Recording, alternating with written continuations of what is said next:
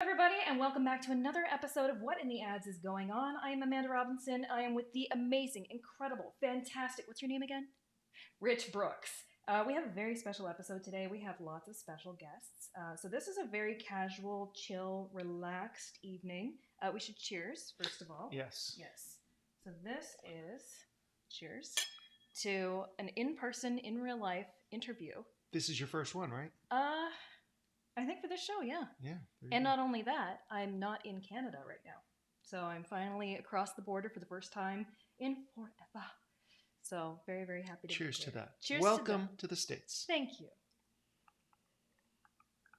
Or as we like to call it, Canada's Mexico.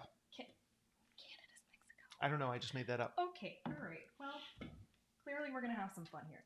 So I'd like to introduce our most special guest.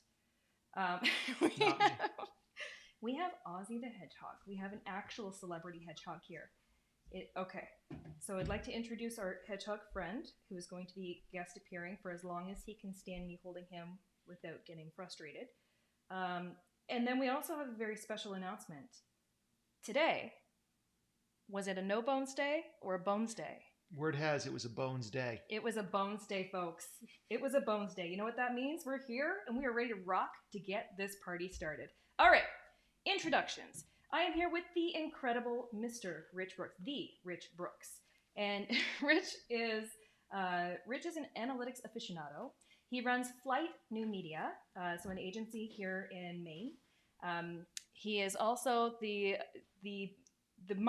brilliant mind behind the Agents of Change podcast, as well as the Agents of Change conference that happens here in Maine. So welcome to the show, Rich. I'm really glad to be here. This is awesome. What are we doing I here? love the set. You like this set. Can you explain where we are right now? We're literally in my living room. Yes. So we've set up a live studio here in the living room, and I said that it was going to be, it was going to be late for me to be working at 8 o'clock Eastern time, and I think you called it late o'clock. Late o'clock is my term for it. And so I said, we should do this as a pajama party, and you were all in. Of course. The opportunity to, first of all, hang out with you. Second of all, geek out on analytics. Third of all, hold a hedgehog. Fourth, have a pajama party. And fifth, have some... Oh my goodness. I'm so excited. Ozzy's been curled up in a tight little ball this whole time.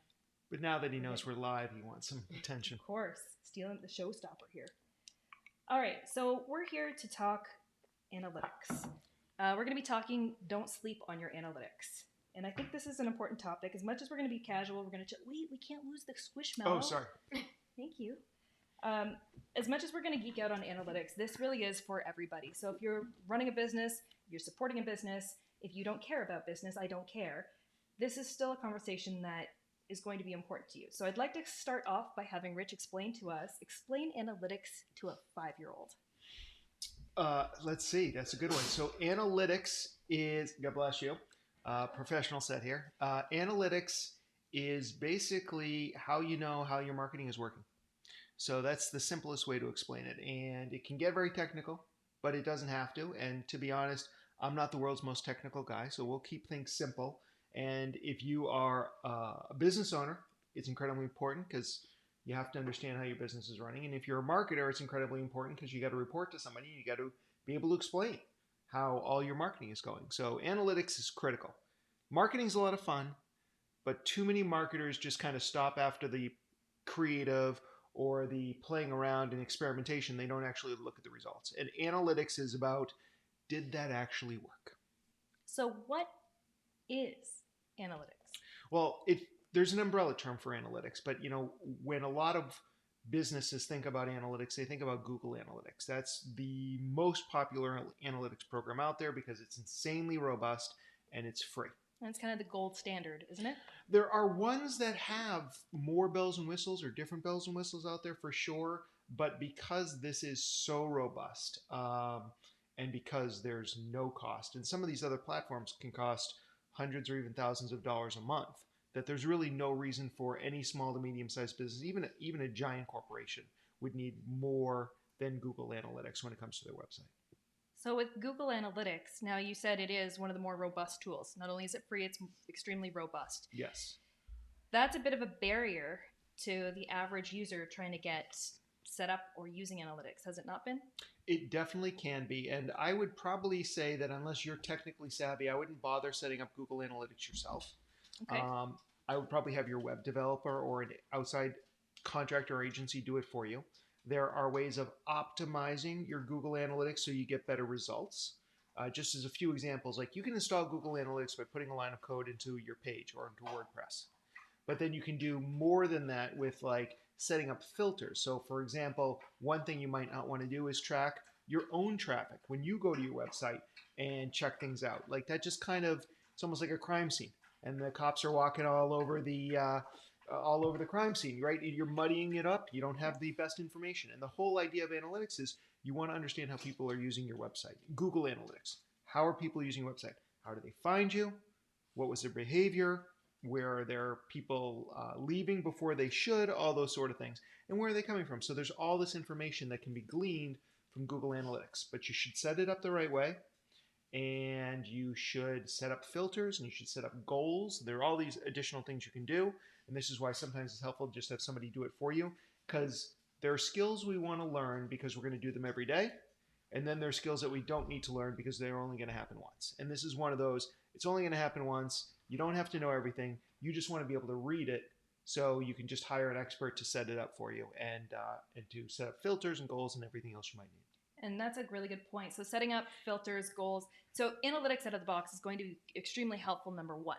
Yes. Sort of like, again, gold standard. Overwhelming perhaps. Yes. But it'll be very helpful without doing anything. But once you tailoring especially the goals, because then you can see in the end what's actually working and is this resulting in sales, results, or is this result right, yeah. Or am I getting signups? Am I getting any of that? Now filters, when you're talking about filters, an example like this, and sorry if this feels like it's if we're geeking out, but join the geek out. We've got some comments we'll pull up here in a moment. But filters, an example of that is if you're in a massively large organization and all of your salespeople are tapping into your website to grab a bunch of resources to send to their prospects. You have hundreds of employees that are all tapping into your website. It is going to muddy the water on your analytics. Whereas, would you give that advice that you should still filter it out? So myself, for example, the internal traffic hitting my site is myself, Gigi, a handful of people. You know what? It's still going to be cleaner if you do it, and you only have to do it once. And what I would say is there's usually what's considered to be the raw data, so the data that's untouched. And what you can do in Google Analytics is set up multiple views. So you can set up a raw view that's just all the data, and you always want to keep that and just set it aside and never touch it again. Yes. And then you create other views, and one other view might be, filtering out you, filtering out Gigi. There may be other types of things like, for instance, Flyte New Media, we do almost all of our business, 99% of our business happens in the US, and like maybe the occasional Canadian company. So when we're looking at our analytics, we realize like looking at our global analytics is not very beneficial to us. So we have that, but now we're setting up views that only look at the US and Canada. So that gives us a much better understanding of what the true traffic is, and not just people who are randomly basically going to our website to try and sell us some services from abroad, which is a good portion of our traffic, or spammers or hackers, So we just want to know who's most likely to engage your company and then focus on them. And when you do that, then you might get a better picture of how those people are engaging your website. How long are they spending on your pages? What pages are they going to? Are they filling out your contact form or clicking on a buy now button? So I think that we've developed a theme that's probably going to carry on for the rest of this broadcast. Every time we talk about dirty data or no dirty data, we're going to have to cheers. So cheers to no dirty data. Feel free to play along at home. Yes. Adult beverage or not, so up to you. Adult beverage, resident hedgehog, whatever you got. Pull up a chair, snuggle up in your jammies. We're going to have a nice little chat here. Let me check this comment here. After cheersing to no dirty data, we have, pulling this up. What is the best training for Google Analytics? By the way, the hedgehog is darling. And then we have cheers. So actually the easiest way to get started is Google itself has free Google Analytics training, and they have beginning, intermediate, and advanced training, and it does really start to get tricky over time. So if you really want to learn it, that's where I'd start, is just Google the phrase Google Analytics training from Google or something like that, I'm sure you're going to find it. I can't believe I used the word Google 4 times in a sentence. That's a great place. Also, if you go to our website, which is takeflyte, FLYTE.com, we've got a bunch of blog posts and some videos there as well, and that might just be a good place to start. One other thing that I will mention, and this is where it starts to get a little technical, is we would never install Google Analytics directly into a website anymore. We would use something called Google Tag Manager. And with Google Tag Manager, it's just a little bit more efficient to have, because you might be having a whole bunch of different types of analytics and types of codes. And Google Tag Manager basically is like this little bowl that's filled with all these marketing goodness. And you can just add something without knowing any sort of technical side of it and be able to pull data and manipulate a bunch of stuff. And it's much easier. So these days, if you're starting from scratch, and even if you're not, you can convert it. You install Google Tag Manager, and then you drop magically Google Analytics into Google Tag Manager. So to break that down for my Swift Kick in the Ads members, where we have a lot of newbies, a lot of beginners in there, you know, when we're going through our Facebook advertising and learning how to set up your Facebook pixel, it's a tiny little snippet of code. It's like a little paragraph. You copy that and you go and paste it into your site. That's putting a little piece of code, a little snippet of code onto your site. Google Analytics has just a tiny little snippet of code and you paste it into your site. That's how it reads the analytics. But you can also have a little snippet of code for LinkedIn and for Google remarketing, and there's all sorts of these little snippets. So over time, if you're not savvy with your website, and over time you're constantly having to get a web developer to help you go and put these little pieces of code on the site, Tag Manager alleviates that, where it's just one little snippet of code that has to be put on the site, and then you can just do the rest. Yeah, it's a lot cleaner. So it'll start to get cluttered if you have like 27 different pixels, because Facebook is not the only pixel out there. Yeah. And there'll be new platforms, and it's a better way to do it. So best practices these days is to use Google Tag Manager. I want to give a giant shout out. I'm trying not to disturb our little buddy. Oh my gosh, his little face is poking out. This is Ozzy, by the way. And then Alicia saying, cool, so digging this. Thank you. And then we've got here, can you use Google Tag Manager with Shopify?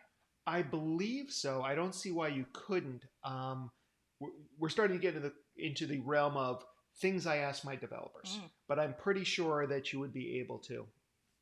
All right, so if we're gonna pull it back here a little bit instead of getting too complicated. Of course, that preview goes over there. Let's talk about the theme that we got rocking here. So we're chilling in our PJs. You got a Squishmallow. I got like a little fun hedgehog and a real one. But the whole theme here is about sleeping on your analytics. Yeah. So you shouldn't be sleeping on your analytics. Okay. Describe what that means. Well, I think basically what we're saying here is we get busy, whether we're marketers or owners, and we stop checking the data. And so what happens is you're just not paying attention. Suddenly you don't realize that your search traffic is down, or your Facebook ads aren't converting anymore, or something good is happening. Suddenly you have this one blog post that out of nowhere is just erupting because you happen to have written about something and somebody important linked to it.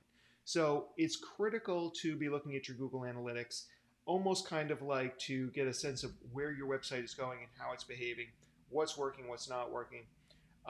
I think that's the most important thing. And if you're really not super into this sort of stuff, you can set up alerts within Google Analytics. So it will email you, say, monthly report, almost like a P&L. Like if you like your financials, and who doesn't really, right?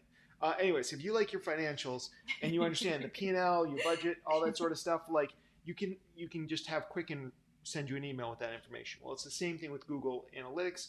It can create those reports and then send them off to you. It is not as valuable as being in the reports itself, but it is still helpful, and that at least will tell you when things are going wrong. And Google Analytics actually has some tools built in where if something dramatic happens on your site, it can alert you. Like suddenly your traffic is down 75% over a year ago or from the previous week, or something good has happened, like this page is doubled the amount of time that people are spending on it. So those are the kind of things that you might want to pay attention to. You can almost think of it like the idiot lights on a car. The idiot lights? You don't have that phrase in no, that's basically awesome. Just like the oil lights. I guess they call them idiot lights because you shouldn't wait till the light goes on to know that you're low on oil or gas. I like that. I might have to use that. An example of not sleeping on Myanalytics. My site has, we're all busy, we're all marketers, or we're all business owners, whatever. We all have websites that could all use a little bit of cleanup. But I noticed that I started ranking for an article that I wrote a year ago, and it was about chatbots. Well, messenger marketing chatbots changed like overnight. So I was ranking for an article that basically was outdated information, just not false, but it just wasn't relevant anymore. So that's an example of seeing that come up. It's like, ooh, I should go and update that. But then going back into analytics, oh, it's not that big of a deal. A few people are hitting that page. I'll let it slide. And then you go in the next week. It's like, ooh, all of a sudden that's gone up 500% on hits. So now I need to go in and update that and deal with that. The other thing is you might find, and this has happened to me a number of times over the years, is this an article you wrote has taken off, and it might be about something you're not exactly selling. Like one of our most popular articles is on hashtags, right? We're not selling hashtags, but that one was bringing in 3,000 unique visitors a month for years. And so it's like, then you have to start thinking about, well, is there an opportunity here for us? Like, should we be tying it into something else? Or should we have some sort of lead gen piece on this page? Or should we sell an ebook that's all about hashtags or whatever it would be? But it's about taking a look at what's going on your website and then pivoting your business, making changes so that you can generate more revenue, more sales, more leads. Another example of that is a client that I work with. They have a webcam that they've put on their site, or they have a live webcam linked. And a lot of people tap into that to see what the weather's doing up there. And the amount of traffic they have is crazy. So then that's a great spot to be able to cross-sell the other services or put other information on there. Yeah. And everybody hitting that webcam is completely relevant. They're a relevant target audience. If they're interested in what the weather's doing there, they are the ideal target market. There you go. Yeah. All right, so let's keep geeking out here. And those of you who are watching, feel free to ask Rich any questions about analytics. Advanced ones, basic ones, whatever. Don't be shy. We're all just chilling here. We're all just geeking out in the comfort of our PJs with a hedgehog. So let's talk about some of the practical features in analytics that people might not know exist. That they might not. Well, I haven't questioned your audience, so I'm not sure what they know and what they don't know. But I mean, I'll say that when I go into analytics, some of my and we should talk about, and I think we'll get to Google Data Studio. But ding, ding. when it comes to Google Analytics, so for me, it's often, I'm usually looking for trends. So one of the first things that I'll do when I get in there is, I think the default on Google Analytics these days is the past 7 days, which at least for me is too small a period of time. There's not enough data. So I always expand it to 30 days. But then very often what I'll do is you can compare and contrast. So one of the things I'll quickly do is just compare it to the same period of time a year ago, because I'm looking to see, are we moving in the right direction or not? So that's a big thing for me. So looking at things like that.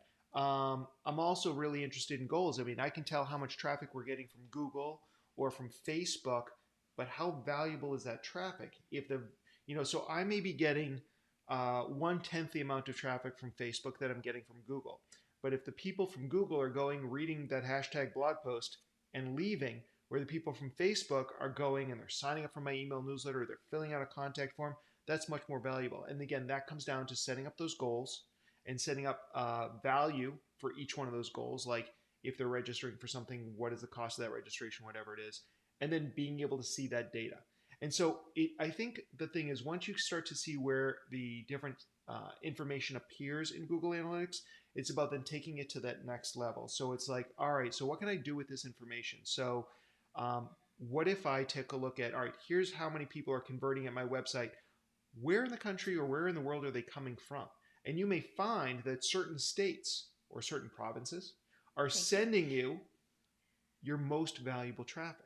And that might inform where you want to run your Facebook or Google ads after that. So those are the kind of things when you start to get into it and start adding those extra layers in. So there's the basic reports, and then you can start to add things like, compare this to the people who are, coming through Google ads, or compare this to people who have returned to my website for more than one time. Those are the kind of things where you really start to see the power of Google Analytics. And what I love about this is just the way that you are phrasing those questions. Show me how many people are coming from, or what country or anything like that. Google Analytics in, what was it, last year or the year before, rolled out Analytics Intelligence, meaning there's a search bar. If you go into Google Analytics, by the way, you go to analytics.google.com. There's a search bar right at the top of your analytics where you can type in an actual real question like a real human without having to know what the name of that report is or needing to know the exact specifics. You just ask it a question as though you were asking another human. Hey, Rich, how many people went to my website last month? Right. Type that in. It'll surface the exact report that you need with a lot of information related to that. This is adorable. I am just so excited I have a live hedgehog on me right now. Is this a good thing? Well, he'll bury himself in there somewhere. Great. As long as I don't lose the hedgehog, we be good. Okay. Okay. Moving along here without scaring our hedgehog. Cannot reach the computer. All right. There we go. This one? Yeah, that one. Thank you. So speaking of reports, because we're geeking out down that road there. If you were stranded on a desert island, it could only have one piece of analytics, one report to live and die by, what would it be? Yes, we are going to judge you on your response. Well, since I'm the owner of the business, I guess it would be the goals and the conversions. Because at the end of the day, things like the number of the amount of search traffic to my website, or the number of people from Facebook or Instagram, that's interesting, but those are vanity metrics. At the end of the day, I want to know who converted at my website. And to be honest, even that's not enough. So I can see how many people filled out my form, which for us, because we're a lead gen company, we're generating leads for ourselves as opposed to an e-commerce site. But even that only gets me part of the way. So this is the thing, is analytics takes you only so far. I still need to go and take a look at the forms and then go through the proposal process, go through the sales process, close that lead. So I ultimately need to take things out of analytics and go to the next stage. But analytics takes me further along that journey. How you doing over there? Tickles. So we're good. We just right. have little tippy tappy paws touching my leg, and it's. Oh, we're getting this. Yeah. This is adorable. Sorry. All right. So wait, that was a very long answer to what analytics report or what report. So you said goals. Yeah. Conversions, I'd say. Conversions. So you could abandon everything else. You could abandon your acquisition, where your users are coming from, the behavior, what pages they're looking at. Well, if I'm only allowed one. Yeah, you are. Then I chose conversions because I'm going to go to the end of the funnel. Got it. Right. And work your way backwards. For me, I'd say it would have to be well, this is going to segue nicely into the next question. For me, it would be the campaigns report, because I use Google UTM tracking on my Facebook advertising. Right. Because I want to know which ad is pulling. I want to know, is the picture of the hedgehog getting me more users at a longer amount of time on page with a lower bounce rate? Or is the picture of the squishmallow getting more? So I want to be able to break it down to that level with my ads. So the campaigns report. However, this is where we segue. We won't spend too much time here, but I just wanted to touch on, we've got 2 versions of Google Analytics now. Yeah. Yeah. Not happy. So you're talking about GA4, which is the future of analytics. And I think they didn't do a great job of explaining this when they rolled it out. They were basically like, this is what you're going to be using. And what they really should have said is, one day this will be what you're using, but it's not going to be anytime soon. And we know of a number of people who switched over to GA4 and basically dropped Google Analytics, and then were surprised by how many reports were missing. Yes. And like I said, I think Google just did a really poor job of explaining this. But the new GA4 is the direction they're heading. And at one point, Google Analytics, they'll stop updating. We'll have to move away from it. But for right now, if you're interested in running GA4, you have to also run Google Analytics. You're just not getting enough data otherwise. So it's kind of for those people who love analytics, love geeking out, love giving feedback on what's working, what's not working, definitely install GA4 also. Yes. But you're not going to get all the reports that you've come to know and love. So it's kind of like an interesting add-on. And to be honest, I don't even pay attention to it. Right now, for me, you got to make some calls in your life about what you're going to prioritize. And I'm like, it's just not important enough for me to do that. Somebody like our friend Mercer, who is so good when it comes, like Fangirl. really the probably the most knowledgeable guy that I know of who knows analytics. He's obviously using it, and I have a guy in my office, John. He's playing around with it, all that sort of stuff. But for most business owners, for most marketers, if you're busy, I wouldn't bother with it right now. Yeah. There are some nice tools in it, especially for e-commerce. Yeah. And if you like geeking out to numbers, then by all means go for it.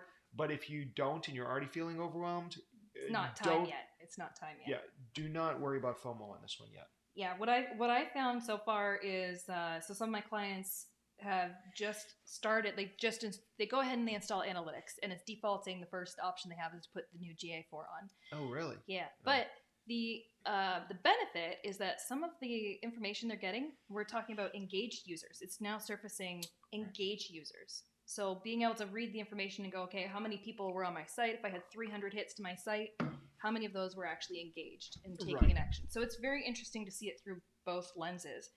But to your point, it's not there yet. It's not evolved yet, and it's missing. So when I was saying Google UTM tracking on my ads and then using that with the campaigns report, the campaigns report doesn't exist in the new GA4 the same way it does in the existing one. So it's just it's missing half the story from traditionally how us marketers are used to looking at the information. But I can almost guarantee, I would say probably over half the people who are watching this right now want to use analytics, but are intimidated to because they don't know. You get in there and you get overwhelmed. Right. I would honestly say for that audience, have somebody set things up for you, tell you what they want. And I think this, not that I'm trying to tell you how to run your interview, this is a good segue into Google Data Studio. Let's talk about Google Data Studio. Yeah. I am a big fan of it. In fact, one of my bigger marketing expenses that I pay for is Supermetrics, which is a data connector, because I want to be able to blend my Google Analytics, my Google Ads, and my Facebook Ads, and my Facebook Insights data all into one report. So I can give clients just one little snapshot. Here you go. Here's what's happening. Right. So for those of you who are unfamiliar with this idea, the big thing with Google Data Studio is, on one hand, it simplifies everything. So you can create dashboards and you can pull just the information you want and have it be live and interactive. And so on one level, it's simpler. And on the other hand, it's more powerful, because not only are you getting data from your website, but you're getting data from Facebook ads, you're getting data from Google ads, which admittedly was already part of that, Bing ads, you're getting LinkedIn ads, your email, anything that can be put into a spreadsheet can be imported into Google Data Studio so that you can get this information out of it. Some happens automatically, some manually you have to do each month, but then you can set up different reports for different people in your organization as well. And the other cool thing, if you're into this, as an agency that does a lot of branding work as well, is we can really customize this report to be branded either with our stuff or with the client stuff. So it's really, these reports can be incredibly beautiful and incredibly branded. And if you're looking to wow somebody with data, this is something that you want to get involved with. It is more time consuming to set up because you are literally dragging and dropping things around and designing things. Once you start doing it, you find the templates, it gets a lot faster. But that first one, I mean, I don't even want to think about how many hours my team spent on the first one we did or the first 10 we did, but now we're knocking them out in no time. You know what, this kind of meanders down a rabbit hole here of where my superpowers on the Facebook side of things, knowing Facebook analytics, Facebook, all the different terminology between, what's an all click versus a link click versus a landing page view. They're all different measurements of clicks, but they all mean different things. And when you're inside Google Data Studio and want to pull that information in, you need to know the difference between those things. And you can't be an expert in all of these areas with all the analytics and all the data, but to be able to help somebody troubleshoot on getting their Google Data Studio set up so that it's pulling the right information for their Facebook ads. And then talking to somebody on your team for how do I pull in the right information for my Google ads or for my website data, etc. But once you get those reports rocking, the fact that Google Data Studio is free just blows my mind. Well, that's because they're gathering information on us. So these are just the ways that Google they give us free stuff so they can learn more about us and sell more ads. Ouch. Yeah. That kind of hurt. Well, if you're not paying for something, then you're the product. Why you gotta be so right? So. I want to give a shout out to everybody who's watching right now. Cheers to everybody who's tuning in. Cheers. And cheers to No Dirty Data. And let's check in here. Alicia was saying, don't you need GA4 for the conversions API install via Tag Manager? Super confusing. No. I don't think so. No. But I would refer that to my team, but read that question again. Don't you need GA4, so the new Google Analytics, for the conversion API install via Tag Manager? To do what, though? Either I misunderstood the question or it's only the first half of the question. All right. Alicia, do you want to follow up and use terms that even I can understand? We're having a PJ night, so, we got to slow it down here.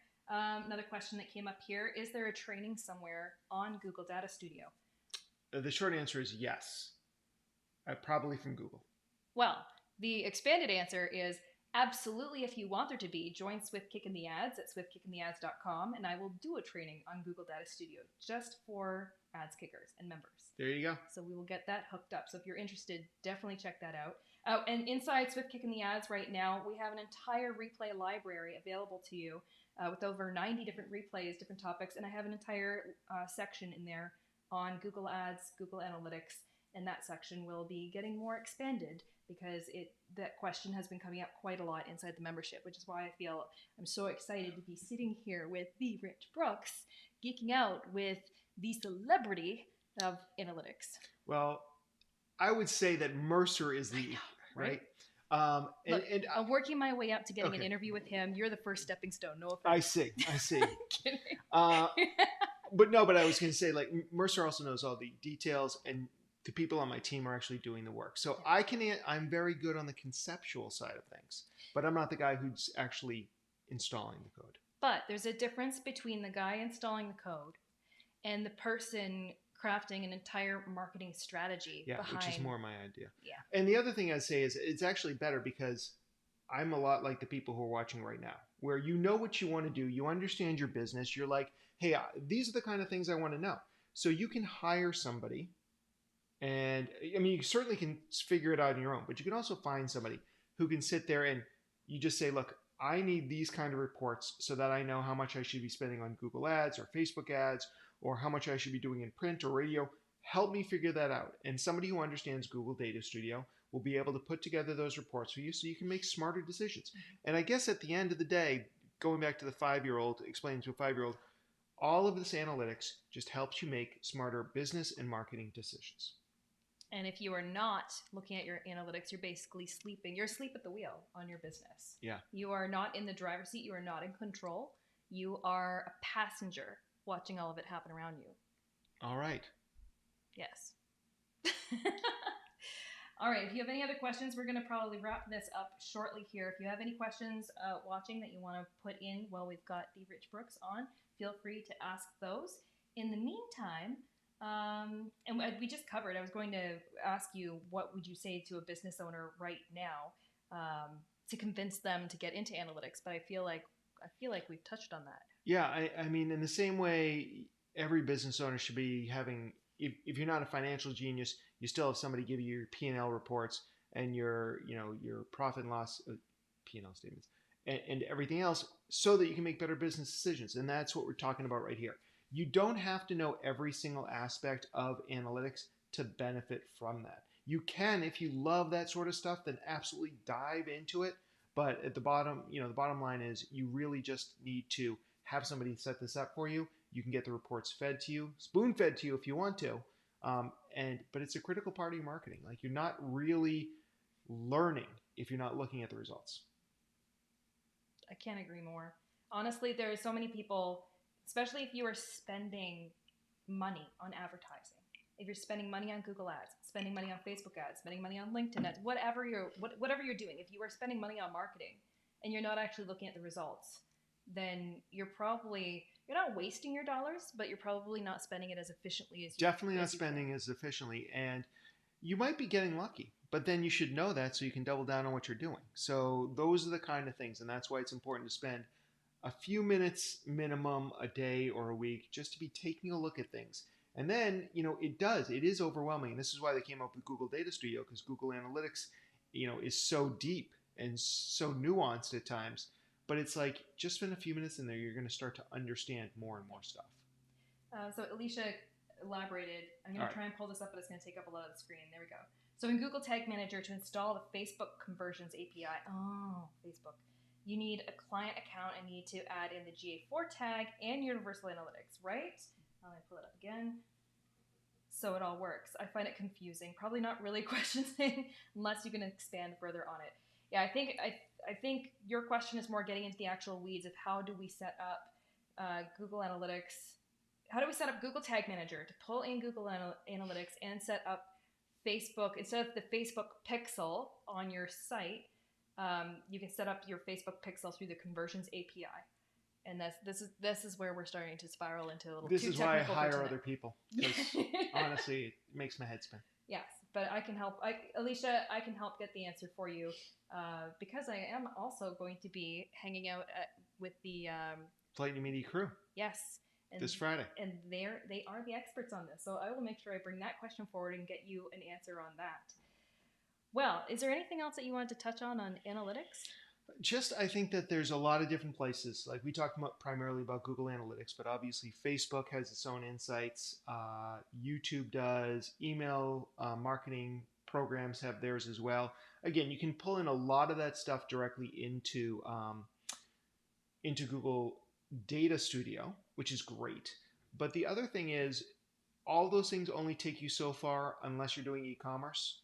E-commerce, that's where the sale ends. But if you are in a lead gen agency or company like I am, or in B2B, you still want to do that extra step. And so taking a look at your real world conversions can also inform everything else. Because if you're getting a lot of conversions through, say, LinkedIn, but none of those people actually end up hiring you, but you're only getting a few leads through, say, Instagram, but all those people end up hiring you, then that's important to know. And Google Analytics can't tell you that if it's all happening after the conversion at the website. So just all of this stuff is really important. And at the end of the day, you need to be looking at more than vanity metrics.